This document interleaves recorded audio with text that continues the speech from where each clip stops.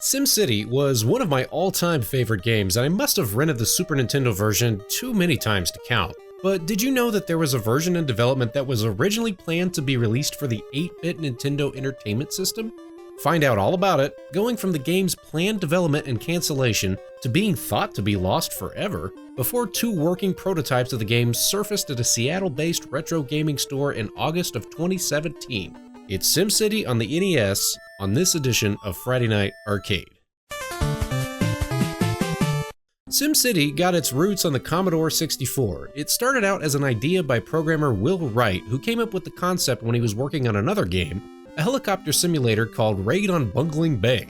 Bungling Bay was published in 1984 by Broaderbund and eventually made its way onto the NES as well. Wright said he came up with the idea while he was using the map editor tool for Bungling Bay, and notes that he had more fun editing the map and creating cities than he did actually flying the helicopter around.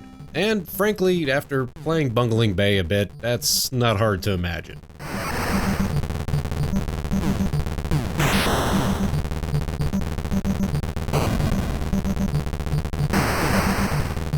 Anyway, that idea eventually morphed into what we now know as SimCity, a complex city building simulator that combines map building creativity with complex system dynamics such as population density, traffic, crime, and industrial and commercial zones.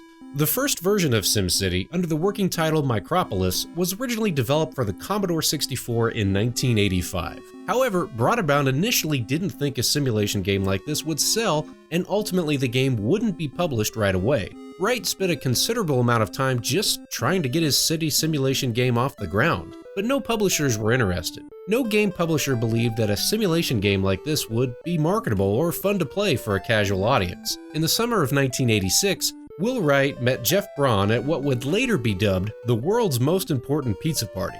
Braun already had a wireframe jet simulation game of his own that he was trying to get off the ground, so the two agreed to team up and form their own game publishing company. They called it Maxis.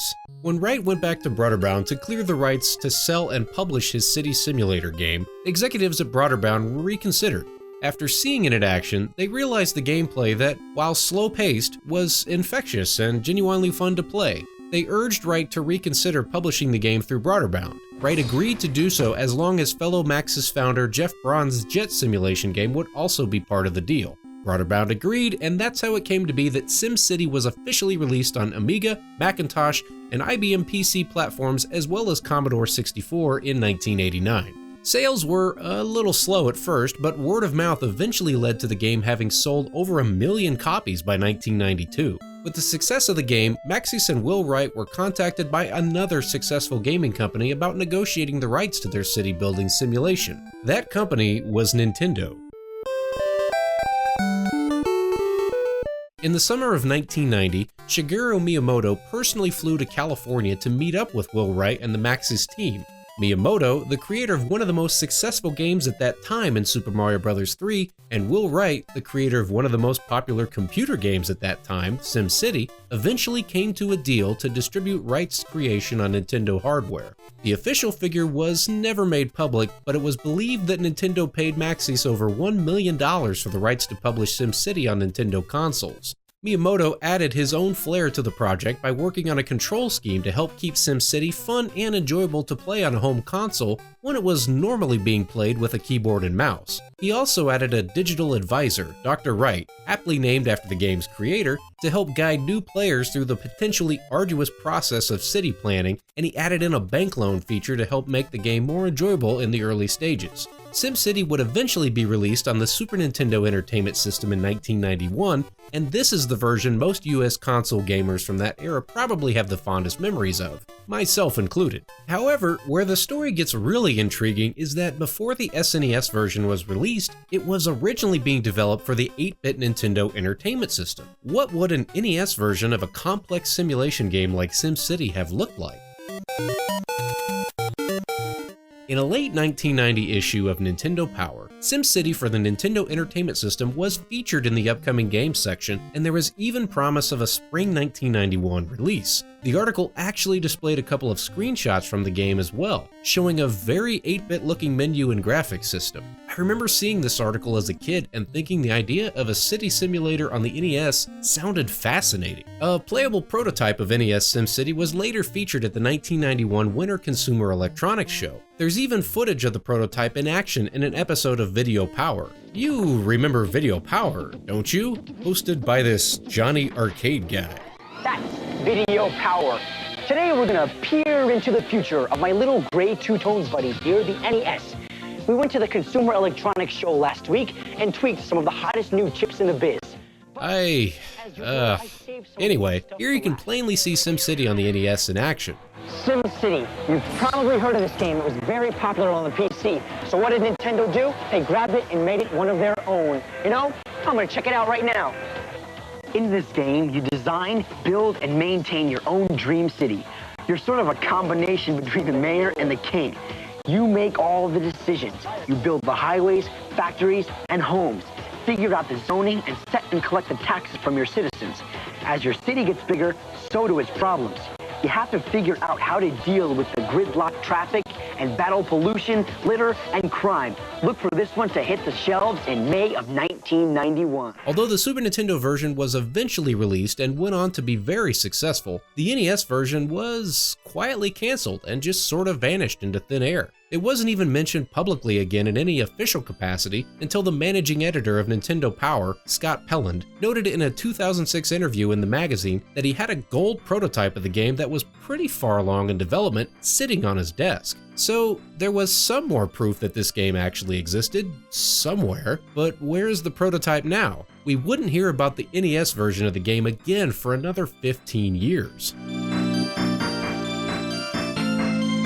In August of 2017, someone going by the online name of Big Daddy Ramirez reported that he had just discovered not one, but two working prototype cartridges of SimCity for the Nintendo Entertainment System. Big Daddy Ramirez is the owner of a Seattle-based retro gaming themed store called Back in Time Gaming, and a video showing the game in action was uploaded to YouTube later that month. Prototype cartridges such as this, especially ones that were developed internally by Nintendo, tend to go for insane prices on auction. These two prototypes were auctioned off at the Portland Retro Game Expo, and one of them was won by a private collector. It's not uncommon for these types of prototypes to be won and then just locked away forever, and it was looking like SimCity on the NES may vanish into history for a lengthy period of time once again, depending on who would win this last working prototype. The last prototype was snatched up by Steve Lynn. Thankfully, Steve agreed to dump a copy of the ROM from the prototype cartridge and make it available to be preserved and examined by the Video Game History Foundation's Frank Cifaldi. Frank and his team at VGHF spent a considerable amount of time examining the ROM, ripping it apart by the source code and just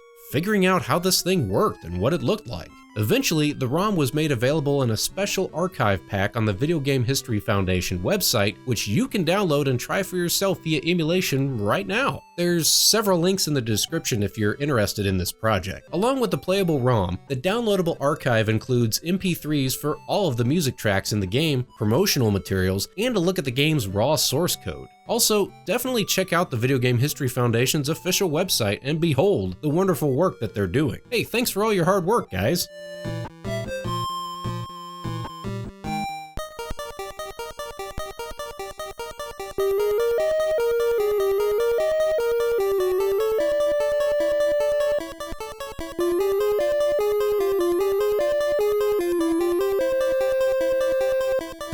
So, here it is. After nearly 30 years, here's SimCity on the Nintendo Entertainment System. Right away, the title screen is a sight to behold. It's not often you get to see something that feels like new for a gaming console that's over 30 years old. I also have to add that the music is impressive. The game featured an all-new soundtrack composed by Soyo Oka, who was also responsible for the soundtracks on Pilot Wings, Super Mario Kart, and Super Mario All-Stars. This soundtrack hits all those wonderful 8-bit chiptune feels and would have been perfect for frittering hours away tinkering with whatever complex city your imagination could come up with. SimCity on the NES plays pretty much exactly like its 16-bit big brother, with map selection, practice mode, create your own city, or you can choose from a scenario. The scenarios are actually all exactly the same from the SNES version. The menu interface is pretty much exactly the same as well. You can pick and choose what you want to build and move your cursor around with the D-pad. There's a plethora of information at your disposal, such as budgetary considerations, population and crime maps, and so forth.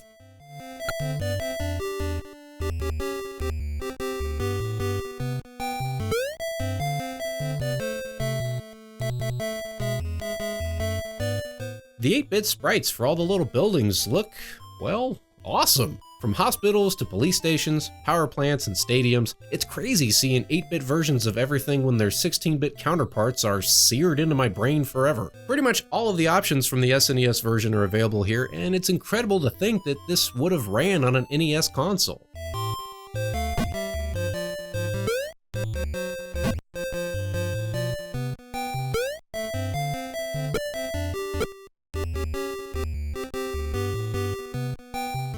And to that end, well, after spending some time with this, it's perhaps kind of obvious to see why the NES version got shelved. With all of these complex calculations running in the background, it doesn't take long for the game to start to chug a bit as your city grows in size. I'm not really sure how playable this thing would have been over the long haul. Now, to be fair, this is most definitely an unfinished version of the game. It's not really clear if Nintendo nixed it because they realized it just wouldn't run that well on the NES, or if they just wanted to give people more incentive to buy a Super Nintendo instead. We may never really know for sure if, with some more polishing, this could have run smoothly on 8-bit hardware or not. As it stands, the game has some wonky bugs and issues. For example, it seems like it takes forever just to get power running to some of my zones, even after a reasonable amount of time has passed since building the power lines. And for some reason, nobody wanted to move into my boring little grid town. Not sure if the game was just being glitchy or if I was doing something wrong, but my mostly vacant city was flat broke within a few years. Well, it was fun ripping it to shreds with any of the 6 disasters you have to choose from. The same options you're used to seeing are there: earthquakes, floods, tornadoes, even the monster, although this time it's not Bowser making a cameo and instead it's just a generic Godzilla type monster. The scenarios were fun to mess with too, but even that was a little off. The Godzilla scenario in Tokyo just kinda came and went with a few little fires to deal with. No big deal. At some point after Godzilla left, the game told me there had been an air crash disaster, but when I went to it, I couldn't seem to find anything that had actually happened. And in the scenarios with these massive cities, you can see that the game is really working hard to keep up. Seemed like several of these residential zones weren't even populated, which is weird considering this was a pre-made scenario.